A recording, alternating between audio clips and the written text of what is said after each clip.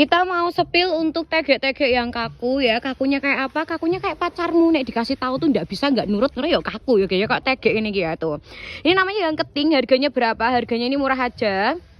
Nah, harganya ini murah aja ya. Nanti udah dapat yang bahannya karbon. Terus habis itu penampakannya tuh kayak gini. Penampakan apa? Kuntilanak bukan. Makanya kayak gini loh tampilannya ya guys. Warnanya itu ada merah sama ada warna biru. Jadi kalian bisa disesuaikan aja.